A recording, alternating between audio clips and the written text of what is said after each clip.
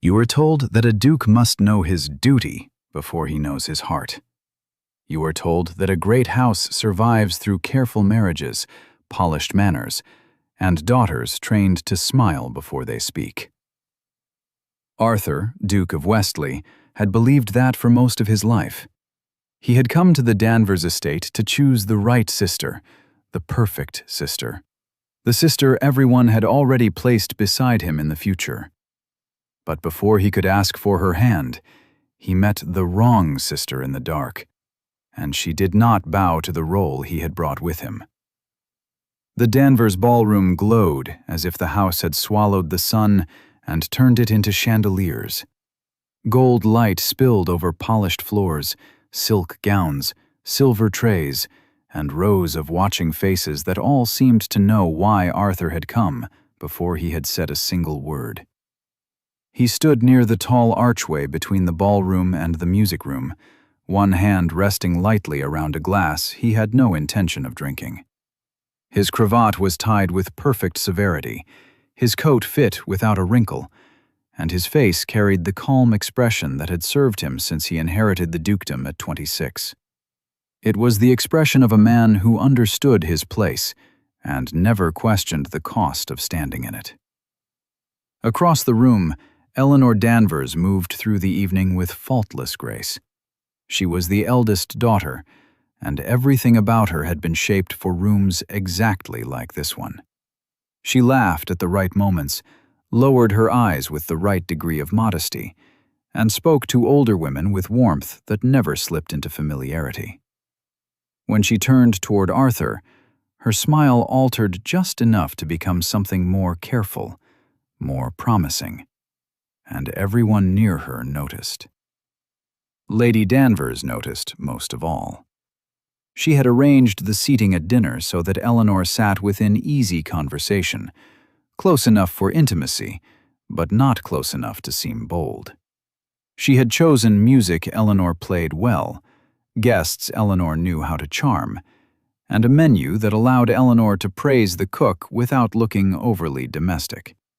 Nothing in that house had been left to accident, and Arthur understood the mechanism because he had spent his whole life inside one just like it. He should have admired it. A duke did not marry for surprise. He married for steadiness, reputation, and the long health of an estate that depended on him. Eleanor was suitable in every way that could be named in a family ledger. She was beautiful, trained, composed, and willing. And still, as Arthur watched her smile at a joke he doubted she found amusing, a slow pressure gathered beneath his ribs. It was not dislike. That would have been the easier. Eleanor had done nothing wrong. She was kind in the formal way women of her station were taught to be kind, and she would probably become an excellent hostess, an obedient wife, and a duchess no one could criticize. Yet the thought of sitting across from her for breakfast, year after year, while both of them performed a marriage instead of living one, made Arthur's chest tighten until the room seemed short of air. Lord Danvers approached him with the pleased caution of a man who could already see an alliance forming. "Westleigh," he said, his voice low and satisfied. "I hope you find the evening agreeable."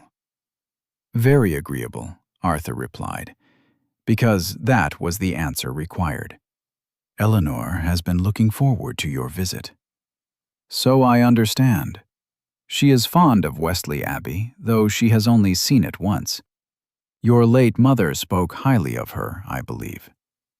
Arthur inclined his head. "My mother spoke highly of many young ladies who sat straight and knew how to leave a room." Lord Danvers laughed, not because the remark was very funny, but because a duke had made it. Arthur smiled in return, and the exchange passed for ease. The music changed.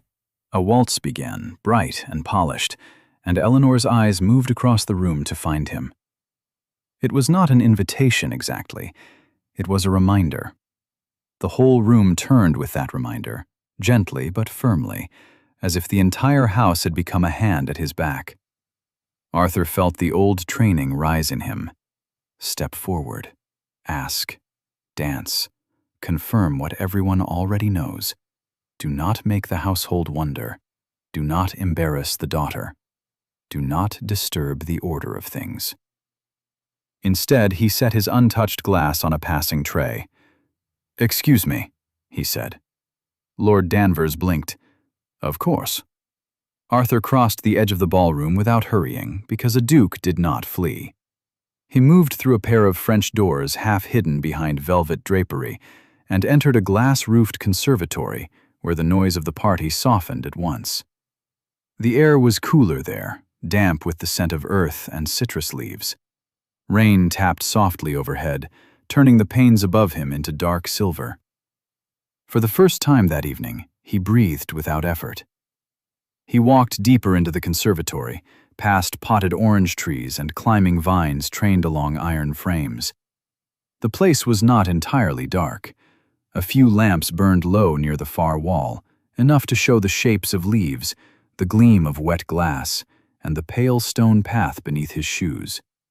He thought he was alone until a voice spoke from the shadows. "If you stand there much longer, Your Grace, my mother may send a search party, and then neither of us will have any peace." Arthur turned at once. A woman sat on a wrought iron bench beside a large fern, her posture relaxed and her hands folded around a glass of water. She wore a gown of deep gray blue, simple enough to almost vanish in the low light, and her dark hair had loosened slightly near one temple. She did not rise. She did not apologize. She only looked at him as if his arrival were interesting, but not alarming. "Lady Clara," he said after a moment. She inclined her head. "Your Grace?" He knew her, though only in the thin way one knows people through family conversation. Clara Danvers, the younger daughter, not presented with the urgency attached to Eleanor, not praised for brilliance at the pianoforte or skill in drawing a guest into conversation. Usually mentioned after a pause, as if the speaker had remembered a chair in the corner of a room. "I did not mean to intrude," Arthur said. "No," Clara replied. "I imagine you meant to escape." The word landed too precisely.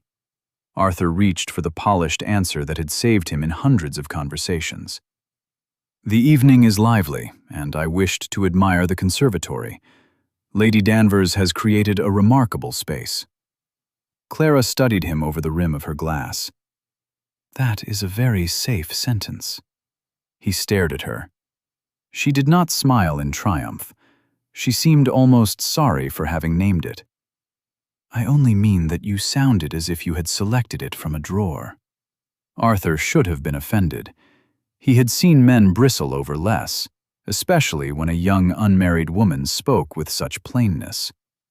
But there was no insult in Clara's voice, no hunger to impress him by being daring. She had simply observed a false note and pointed to it. A faint, unwilling breath of amusement left him. And what would have been an unsafe sentence? "That you were tired," she said. The conservatory became very quiet around him. Rain whispered above them, steady and close. Arthur looked back toward the glowing doors of the ballroom. Through the glass, figures moved in color and light, bowing and turning and smiling as if none of them had ever wanted to stop. "I suppose most people tire at some point during an evening," he said. "Most people do," Clara answered. "But you looked tired before dinner ended. By the third course you had begun nodding without listening." He turned back to her, sharper now. "You watched me through dinner?" "I watched everyone," she said. "It is easier than speaking." There was no shyness in the admission, no apology. She lifted her glass and took a small drink, then rested it on her knee with both hands wrapped around it. Arthur noticed the motion because it was unpracticed. Eleanor's hands moved like music over porcelain and silk, each gesture trained to show grace. Clara's hands moved because they had decided to. "Why are you not inside?" he asked. Because I prefer it here. So you hide. She shook her head once. No. Hiding suggests I want to be found and rescued. I came here because the rain is honest, and the ballroom is not. Arthur looked at her longer than courtesy allowed. He expected her to soften the remark, perhaps laugh at herself, perhaps say she did not mean to sound severe. She did none of those things. Her gaze remained steady, neither inviting nor rejecting him. You dislike society? He asked. I dislike pretending to enjoy what exhausts me. That is a costly dislike for a young lady. It can be, Clara said, though not as costly as marrying someone who rewards the pretense. The words reached him with quiet force. Arthur shifted his weight, suddenly aware of his own posture, the rigid shoulders, the straight back, the cravat fastened close to his throat. Clara's eyes dropped briefly to that cravat, and when they returned to his face, he had the uncomfortable sense that she had understood more than he had offered. He moved to a stone ledge near the orange trees and rested one hand against it. You speak very plainly. Only when people give me sentences from drawers. This time he did laugh, softly enough that the ballroom could not hear him. The sound surprised him. It had been days since laughter had come without effort. Clara's expression changed by the smallest degree. Not pleasure, exactly, and not victory, but recognition. What were you reading before I interrupted? He asked, noticing a closed book beside her. Essays, she said.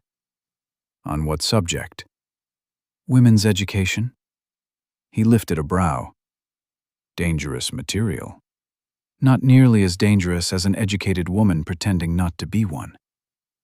Arthur's smile faded, not because he disliked the line, but because it opened a door in him.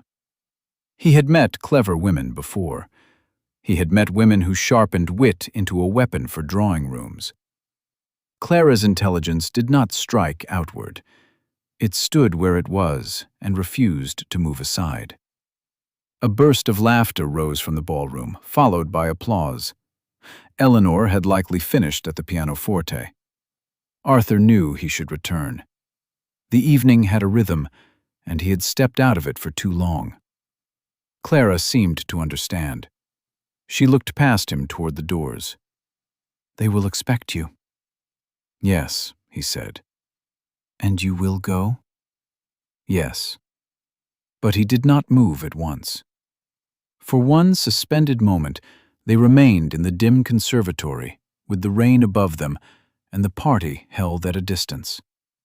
Arthur heard his own breathing slow. He noticed the thin line of light along Clara's cheek, the loosened strand of hair she made no attempt to fix, and the calm way she accepted silence without rushing to fill it.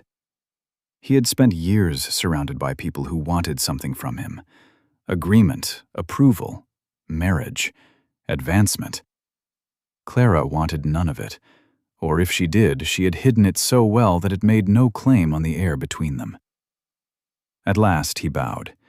Not the deep public bow meant for a ballroom, but a smaller one, more private and more sincere.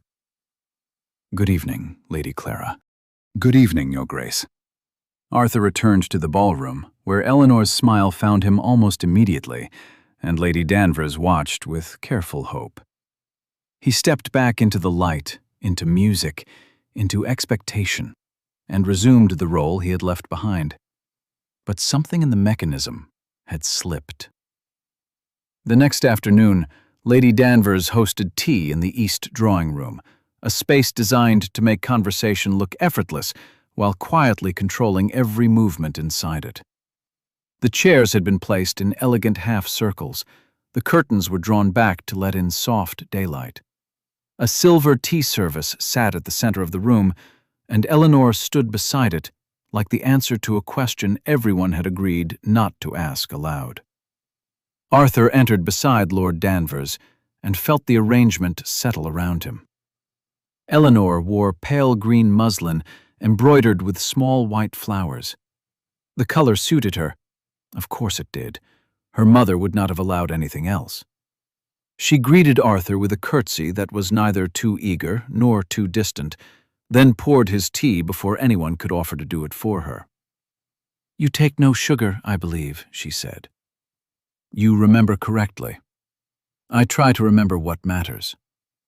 It was well done, gentle, modest, suggestive without impropriety. Arthur accepted the cup, thanked her, and sat where Lady Danvers indicated.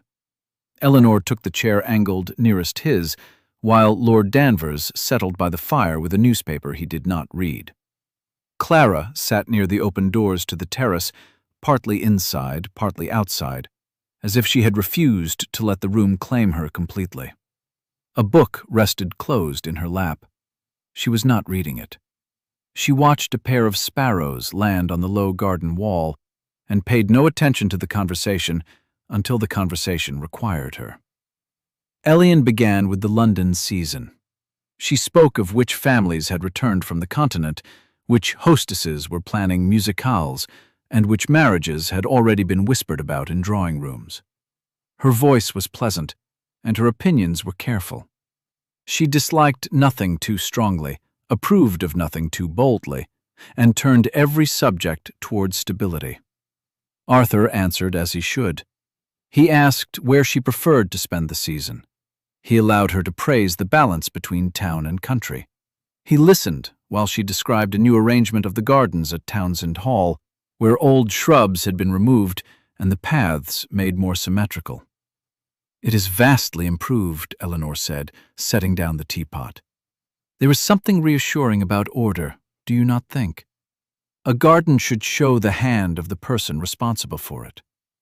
Lady Danvers smiled. Eleanor has always had a fine eye for household management. Arthur looked into his tea. The surface trembled slightly where his fingers held the cup. "I suppose a garden can reveal a great deal about the person who governs it," he said. Eleanor brightened. "Exactly. Without discipline, even beauty becomes untidy." It was the kind of statement he might once have admired. It matched the life expected of him. A great estate required discipline. Tenants, land, accounts, servants, family name, political obligations, all of it required a hand steady enough to keep disorder from spreading. Yet, as Eleanor spoke, Arthur found himself thinking of the conservatory, of rain on glass, and Clara saying that the ballroom was not honest. He turned his head toward the terrace. Clara was watching the sparrows. One had hopped closer to a crumb near the door. She looked entirely at ease in her chair, her shoulders loose, her attention unclaimed by the need to please him. "Lady Clara," Arthur said. The room shifted. It was a small thing, using her name, but it cut across the careful design of the afternoon. Eleanor's smile remained, though her fingers stilled on the edge of her saucer. Lady Danvers looked up. Clara turned from the terrace. "Yes, Your Grace?" "Do you agree with your sister? About Townsend Hall?" "About gardens," he said. "Should beauty be disciplined before it is allowed to be admired?" Eleanor gave a light laugh. Clara would let half the county disappear under weeds if she thought a bird might nest there. It was not cruel, not exactly. It was sisterly, polished, and dismissive enough to pass as affection. Clara did not react, but Arthur felt something tighten in him. "I would still like to hear her answer," he said. Eleanor's laugh faded gently. Lady Danvers lowered her cup. Clara looked at Arthur for a moment, long enough to understand that he was not merely being polite. He had placed a question in her hands, and now the room was watching to see what she would do with it. She did not rush. "I think discipline has its place," she said. "A fruit tree may need pruning if the branches are diseased, and a path may need clearing if people are meant to walk safely.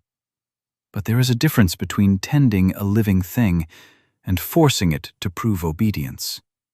Arthur leaned back slightly. "Obedience? When every hedge is cut into a shape it would never choose, and every flower is moved because it does not match the design, "The garden may look impressive from a window," Clara said, "but I am not sure it is more beautiful. Sometimes it is only evidence that someone was afraid of what might grow without permission." No one spoke. The words were not loud, yet they seemed to settle into every upholstered chair in the room. Arthur felt their meaning before he allowed himself to name it. A garden, a daughter, a duke.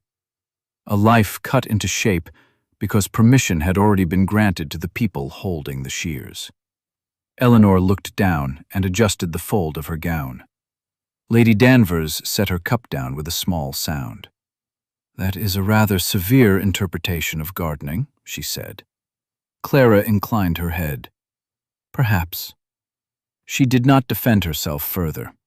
That struck Arthur even more than the answer itself. Clara had spoken because she had been asked. Now that she had said what she believed, she did not chase approval. She did not soften the point to make the room comfortable. She let the thought stand on its own, and if others stepped around it, that was their business. Eleanor recovered first. "My sister has always preferred wild corners," she said, her tone warm enough to repair the room. "I prefer a house one can manage." "And a duke requires management?" Arthur asked before he could stop himself. Eleanor blinked. Then she smiled, cautious but skillful. "A duke requires support, surely. A great position must bring a great many burdens." "That it does. And a wife can ease them by understanding what is expected." There it was, the entire promise laid out neatly between them. Eleanor would understand the expectations. She would support them, maintain them, polish them until no one could see the man wearing thin beneath them. Arthur looked at her and felt no anger. She was offering what she had been taught was valuable. In another life, perhaps he would have accepted it with gratitude. But Clara's words had opened a second window, and air had begun moving through the room. The conversation continued. Lady Danvers guided it toward music, charities, and the upcoming visit of an elderly aunt. Eleanor answered beautifully. Lord Danvers made approving remarks. Clara returned her attention to the garden, though Arthur noticed that she did not open her book. When tea ended, the household rose in small, coordinated motions. Eleanor approached Arthur near the mantel. "I hope Clara did not seem too odd," she said quietly. "She has strong feelings about small things." Arthur looked toward the terrace, where Clara had stepped outside and was standing beside a stone planter, looking up at the pale afternoon sky. "No," he said, "I would not call them small." Eleanor followed his gaze, and for the first time since he had arrived, something uncertain crossed her face. It was gone quickly, replaced by the composure she knew how to wear. "Of course," she said. Arthur bowed to her and took his leave, but the house seemed different as he crossed the hall. The portraits watched him from the walls. Men in powdered wigs and women in pearls stared down from generations of good marriages and careful alliances. He had grown up beneath faces like theirs. He had learned very early that a title was not a possession. It was a cage, inherited with the keys already lost. At the foot of the staircase, he paused. Through the open doors behind him, he heard Clara's voice. She was speaking to a servant who had dropped a glove near the terrace. Her tone was low and kind, without the sweet performance some ladies used when servants could hear. It was the same voice she had used with him in the conservatory. Consistent, he thought. That was the word that settled in him. Clara was not gentle in the dark and vain in the light. She was not clever only when no one important could object. She did not change shape to fit the person looking at her. The realization should have been simple. Instead, it disturbed him more than any flirtation could have done. That evening, Arthur walked the grounds with Lord Danvers after dinner. It was not formally announced as a conversation about marriage, but the direction was clear. They took the gravel path around the formal garden, where lanterns had been lit along the trimmed hedges, and Lord Danvers spoke of family histories, land boundaries, and the future with the careful confidence of a man approaching agreement. "My Eleanor has been raised with duty in mind," he said. "Not every young woman understands what a title demands." "No," Arthur said, "not every young woman does. She is steady. That is worth more than romance, in my view." Arthur walked beside him, hands clasped behind his back, cravat tight at his throat. "Romance is often used to excuse foolishness." "Precisely," Lord Danvers said, pleased. "The heart is a poor steward of property." Arthur almost agreed. The words were ready. They had lived in him for years, passed down from fathers, guardians, solicitors, uncles, and every elderly woman who believed a man's happiness was a decorative concern. But his mind produced an image of Clara standing near the terrace, unshaken by being dismissed, her shoulders easy because she had not abandoned herself. "A poor steward, perhaps," Arthur said. "But a man who refuses to consult it may mismanage something more important than land." Lord Danvers gave him a sidelong glance. "You are young enough to say so, and old enough to know what silence can cost." The conversation cooled after that. Lord Danvers did not press him, but Arthur felt the pressure thicken. It moved through the estate without needing words. A servant left brandy in his room. Lady Danvers mentioned that Lord Danvers would be free after luncheon the next day. Eleanor wore ivory at dinner, not white, but close enough to suggest innocence and promise without vulgarity. No one demanded anything. They did not have to. Arthur lay awake past midnight, staring at the dark canopy above his bed. Rain had returned, harder now, striking the windows in uneven bursts. The house creaked around him. He turned onto his side, then onto his back again, and each position seemed to belong to a man already trapped. By 2 a.m, he could no longer endure the room. He rose, dressed only enough to be decent, and tied his cravat loosely because habit reached for control even when he was too tired to complete it. The corridor outside his room was dim and cold. He should not have been walking through another man's house at that hour, but the need for air drove him past propriety. He went first toward the conservatory, then stopped when he saw a light beneath the library door. Arthur knew he should turn back. An unmarried woman alone in a library at night was not safe from gossip. An unmarried duke joining her there would be worse. A servant waking early, a footman passing with coal, a maid carrying linen. Any one of them could see enough to damage Clara more than him. A man survived whispers. A woman carried them like stains. He stood with his hand near the door and listened. Inside, pages turned. He should have left. Instead, he opened the door. The library was warm from a fading fire, lit by a single lamp set on a low table. Shelves rose into shadow along every wall. Rain beat softly against the tall windows. Clara sat in a leather chair near the hearth, a book open in her lap, though she was not reading when he entered. She looked up, and for the first time since he had met her, surprise moved clearly across her face. It vanished almost at once. "Your Grace," she said. "Lady Clara, this is unwise." "Yes," Arthur said. She closed the book. "Then why are you here?" He stepped inside and shut the door behind him, though not fully. He left it open by an inch, a small mercy to propriety that changed little and meant everything. "I could not sleep. Nor could I. That is not an answer. It is the only one I have that is simple." He crossed to the mantel and stood with one arm resting against it. The room should have soothed him. Books had always been easier than people, and firelight was kinder than chandeliers. But with Clara watching him, he felt more exposed than he had in the ballroom. "You were right," he said. "About what?" "The garden, the shears, the fear of what might grow without permission." Her expression softened, though not with satisfaction. "I was speaking of hedges." "No, you were not." Clara looked down at the book in her lap.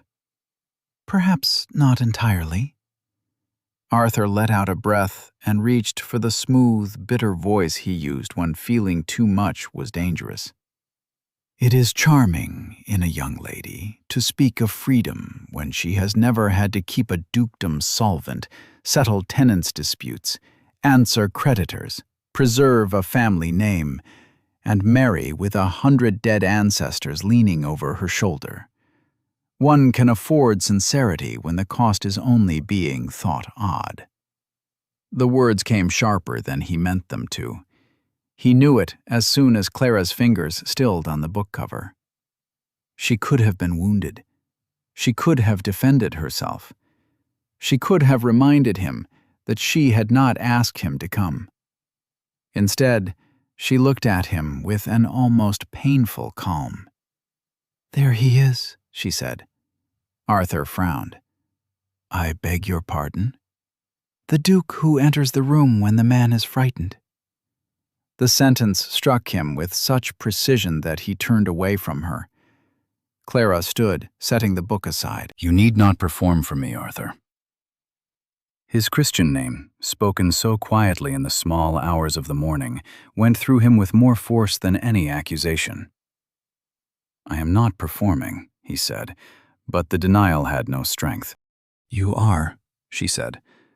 "You are making yourself harder than you are, because hardness feels safer than fear.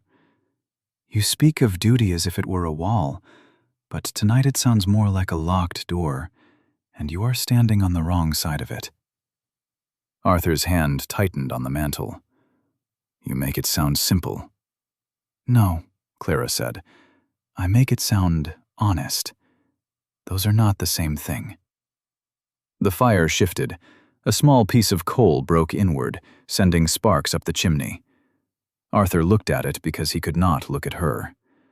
For years he had believed control was dignity. His father had died with debts hidden beneath polished silver.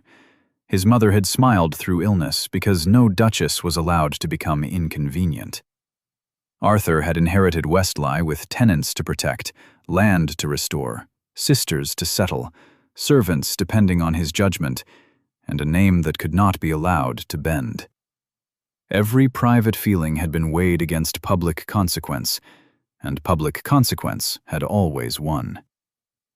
Now Clara stood a few feet from him in a dark library and spoke as if the man buried beneath all that duty still had the right to breathe. Arthur reached for his cravat. The silk was already loose, but still he pulled at the knot until it came undone completely. The ends hung on either side of his open collar. It was a small action, almost foolish, yet he felt the relief of it through his whole body. "I am tired," he said. Clara did not move. "I am tired of being measured before I am heard. I am tired of entering rooms where everyone has already decided what I must want. I am tired of conversations that are really negotiations. I am tired of being grateful when someone praises the cage because it is made of gold." His voice dropped, rougher now. "And tomorrow, I am expected to ask your father for Eleanor's hand." Clara lowered her eyes, and for the first time he saw the cost land in her. Not jealousy, not triumph, pain, controlled quickly because she had trained herself not to ask for what was not offered. "Yes," she said. "I thought I could do it." "You cannot?" Arthur looked at her then. "Not without disappearing." The room held the confession carefully. Clara's face changed. The guarded steadiness remained, but something vulnerable opened behind it. "Then you must not do it." Your family expects it.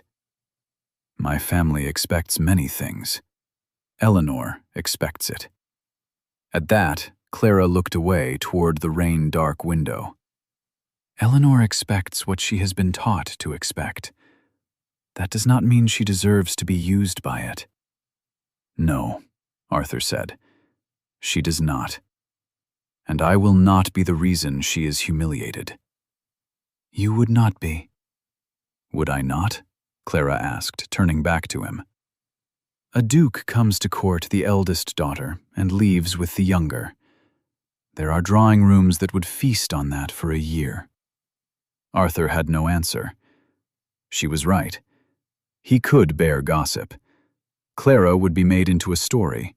Eleanor would be pitied in public and examined in private. Lady Danvers would rage behind doors. Lord Danvers would feel insult even if no insult had been intended. The cost stood in the room with them, no longer invisible. Clara wrapped her arms loosely around herself, not from cold, but from the effort of staying still. My independence is not bravery all the time, she said. Sometimes it is simply the place I go when the world is too loud. I made a life inside myself because I could not trust the rooms outside it to be kind. Arthur listened without moving. I do not dislike love, she continued. I dislike being asked to trade myself for the appearance of it. I would rather be alone than admired falsely, and I would rather be forgotten than chosen for a role I never wanted to play. She looked at him then, fully. If you are trying to escape your duty, do not run toward me. I will not become another door you use. The warning should have pushed him back. Instead, it steadied him. She was not asking to be rescued. She was not asking to win. She was asking him to be clear, even if clarity took him away from her. Admiration rose in him with such quiet force that it left no room for argument. I would never ask you to be a hiding place, he said.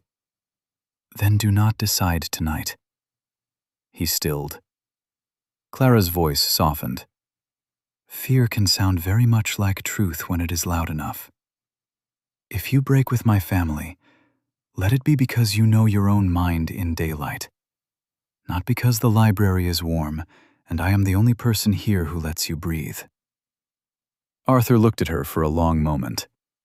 There were women who would have taken his confession and shaped it into a proposal before dawn. There were families that would have locked the door and called witnesses. Clara gave him the harder gift. She refused his confusion and demanded his integrity. He bowed his head once. You are the most difficult comfort I have ever known. A faint, sad smile touched her mouth. Comfort should not make cowards of us. No, he said. It should not. They stood without speaking while the rain pressed against the windows. Arthur wanted to cross the room. He wanted to take her hand, not as a declaration, but as proof that someone in the world was solid. He did not. She had drawn the line clearly, and because he respected her, the line held. At last he stepped back from the mantel. I will leave before the house wakes, he said. That would be wise. He reached the door and paused. Clara. She looked at him. Thank you for not letting me lie beautifully. Her eyes shone in the lamplight, though her voice remained steady. Thank you for hearing me when I did not flatter you. Arthur left the library with his cravat undone and his chest aching. But the ache had changed. It was no longer the pressure of a life closing over him. It was the pain of knowing that the next choice had to be made cleanly, without darkness, without escape, and without using anyone else as an excuse. By morning, the rain had passed, leaving the Danvers estate washed bright beneath a pale sun. Arthur dressed with unusual care. His valet tied his cravat twice before Arthur approved the knot. The silk sat perfectly at his throat again, white and formal, the exact image of command. But it no longer felt like armor. At breakfast, Lady Danvers was cheerful in a controlled way. Eleanor looked lovely in soft cream, a color that made her appear almost bridal. Clara was absent, and no one mentioned it. Arthur drank coffee, answered questions about Westleigh Abbey, and felt the clock move toward the hour everyone had set aside for his future. After breakfast, he walked alone to the small gallery overlooking the gardens. He needed to look once more at the shape of the life he was refusing. Below him, Eleanor crossed the lawn with her mother. Lady Danvers leaned close, speaking quickly, and Eleanor listened with the attentive stillness of a daughter who had learned that obedience could look like grace. Arthur watched her and felt sorrow. Eleanor had not deceived him. She had offered exactly what she believed he wanted: a polished wife, a managed house, a future that would please the county. If he had met no one else, he might have taken it. He might have even been kind to her. They would have produced heirs, hosted dinners, and grown older in rooms where nothing essential was ever said. That was the danger. Not disaster, not cruelty. A peaceful emptiness that no one would name because it looked so respectable from the outside. At 11:30, a footman found him. "Lord Danvers is in his study, Your Grace." Arthur nodded. "Thank you." The study smelled of leather, tobacco, and old paper. Lord Danvers stood when Arthur entered, and for one hopeful second, the older man's face carried the satisfaction of a plan reaching its proper conclusion. "Westleigh," he said, "please." Arthur did not sit. That was the first break in the expected pattern. Lord Danvers noticed, and the satisfaction faded slightly. "I owe you directness," Arthur said. Lord Danvers became very still. Arthur kept his hands at his sides. He would not pace. He would not soften the matter with elaborate phrases that only delayed injury. "I hold your family in sincere respect. Lady Eleanor has been gracious in every particular, and nothing I say should be understood as a criticism of her character." Lord Danvers's jaw tightened. "I see. I came here believing that a match between us would be suitable. And now? Now I believe it would be unjust to her." The room cooled. Lord Danvers walked slowly behind his desk, though he did not sit either. "Unjust? Yes. She deserves a husband who sees her with certainty. I cannot offer that. My daughter has been led to expect—" "I know," Arthur said, "and the fault is mine." That stopped him. Arthur continued, his voice even. "I allowed an expectation to grow because it was convenient to every family involved, including my own. I should have understood myself sooner. Since I did not, I will carry the responsibility for ending it."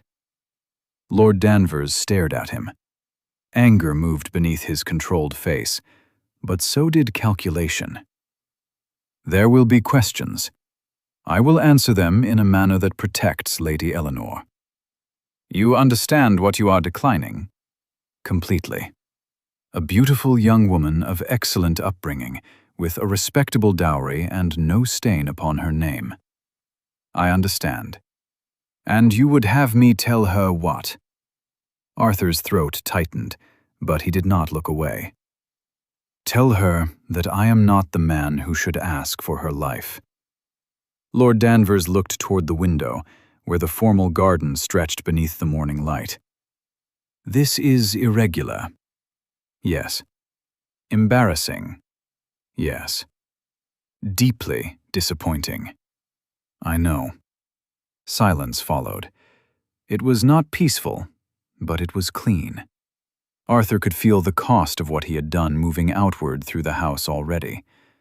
There would be closed doors, private tears, angry letters, and careful explanations. The world would not end, but it would bruise. At last, Lord Danvers turned back. "Is there another attachment?" Arthur had known the question would come. He answered with care. "There is no understanding with anyone." That is not what I asked. No, Arthur said. It is not. Lord Danvers studied him for a long time.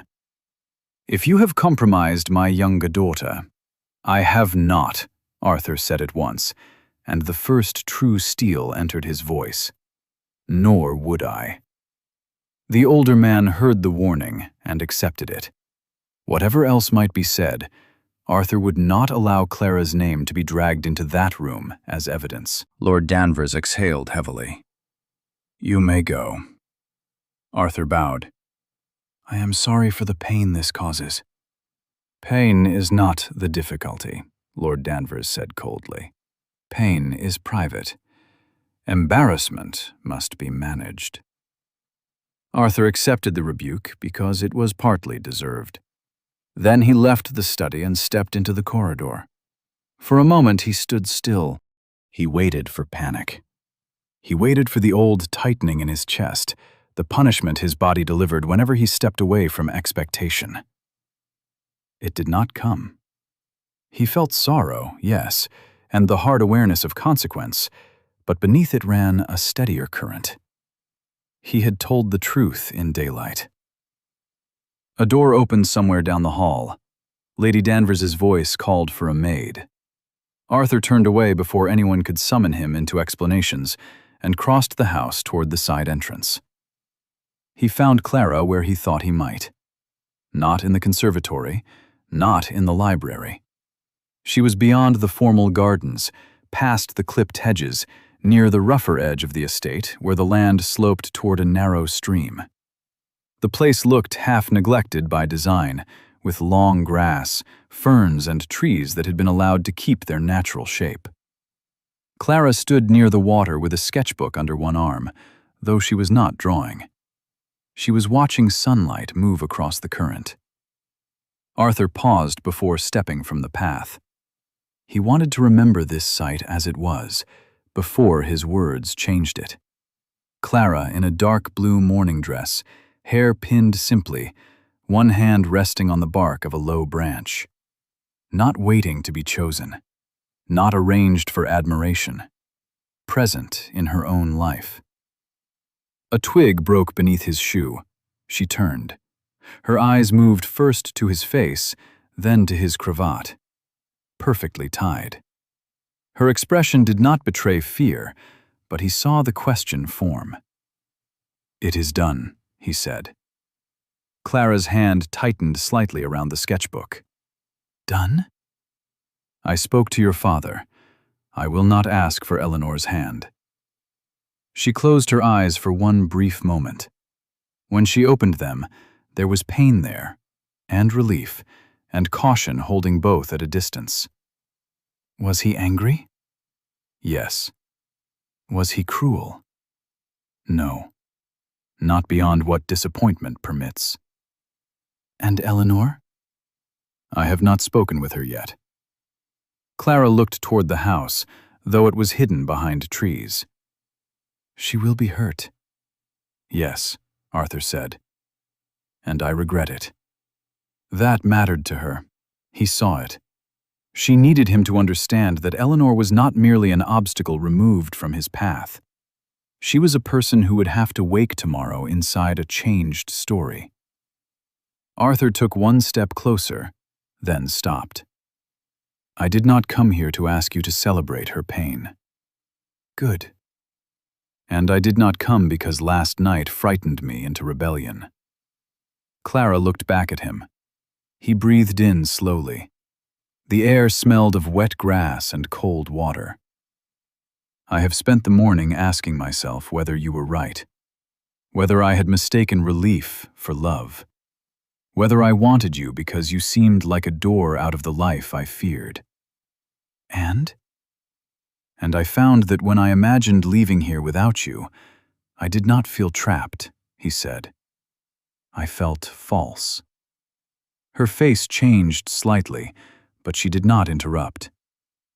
I do not want you because you free me from duty, Arthur continued. I want you because you remind me that duty without honesty becomes a kind of cowardice. I do not want a wife who echoes me back to myself until neither of us can tell whether I am still alive. I want a companion who will disagree with me in gardens, stop me in libraries, and know when my finest sentences are hiding the worst parts of me.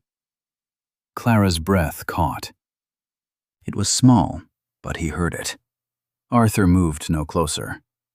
I cannot promise you a quiet life in every respect. Westleigh is not a cottage.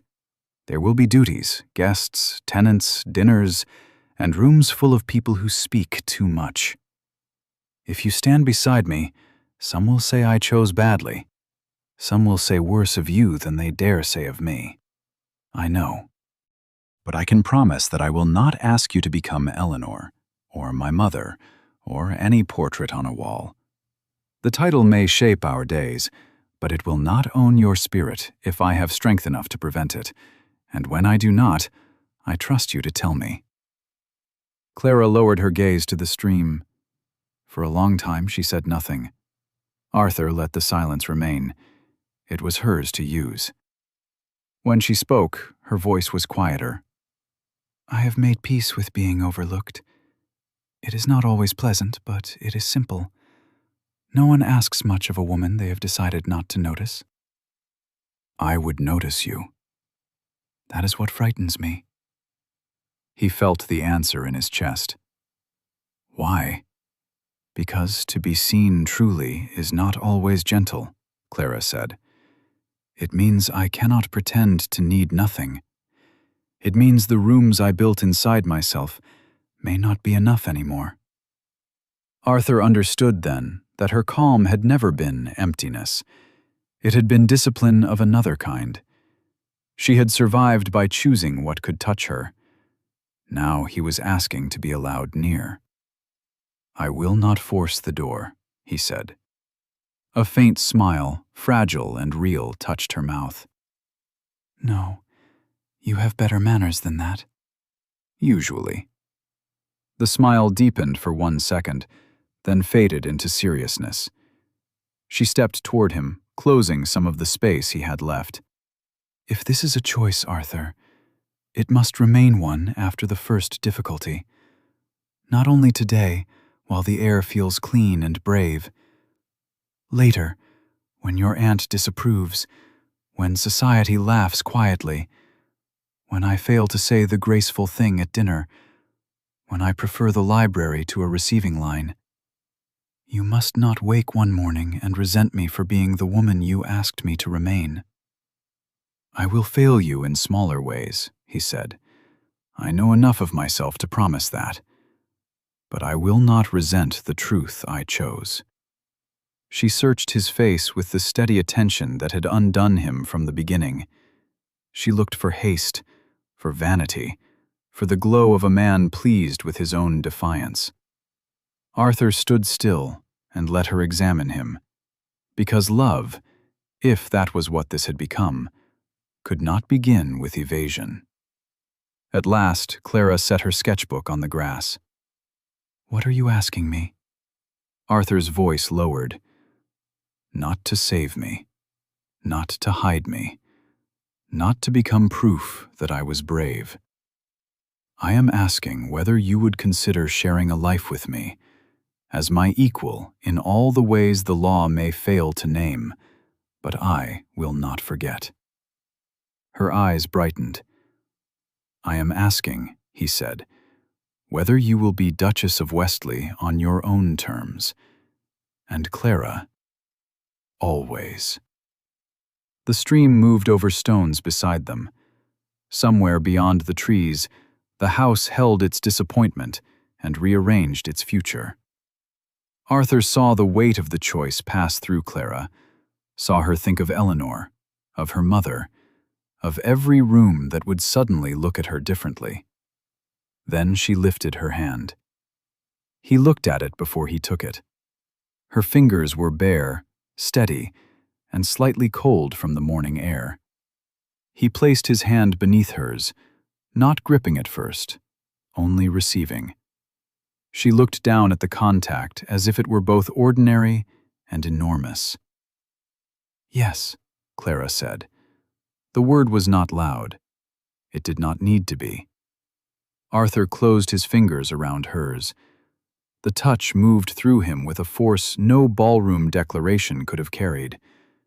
There was no kiss, no theatrical vow, no kneeling in damp grass as if love required an audience even in private. There was only her hand in his, warm now, certain now, and the deep, astonishing quiet of being chosen by someone who had no interest in pretending. He bowed his head over their joined hands, not as a duke, but as a man accepting the gravity of joy. Clara stepped closer. "We should go back." "Yes," he said. "Together?" Arthur looked toward the house.